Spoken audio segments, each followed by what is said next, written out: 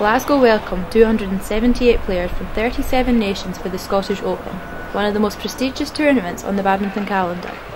Scotland's #1 Commonwealth silver medalist Kirsty Gilmour is aiming for her first second Grand Prix win in the space of 6 weeks. It's a very good level for me to play at Grand Prix, so there's 6 kind of levels. There's Series, Challenge, Grand Prix Gold, Super Series, Premier Super Series. So this is a good level for me in terms of points, in terms of good players. And yeah, this is we're halfway through Olympic qualification, so to put in some good performances here would be good on my way to that. Home favourite who recently won the Dutch Open Grand Prix in addition to the Prague Open had wanted to ride it all up with a perfect finish to the championships at home in Glasgow. Playing in front of the home crowd, you know, everyone says it and it might be a bit of a cheesy line, but it's so true.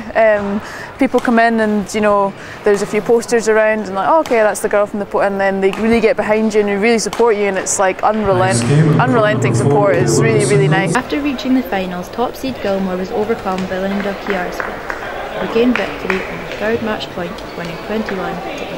I have a couple of weeks of training and then I'm off to the US for the K&D Graphics Yonex Open, which is another Grand Prix, and then straight down to Mexico for another Grand Prix there. So a lot of Grand Prix before Christmas, but it's a nice little run. I think I'm 7th seed, so it will give me a good chance to get through a couple of rounds before I meet some of the real tougher players. So yeah, feeling good about it. This week has been a great success for Scotland here at the Scottish Open Grand Prix.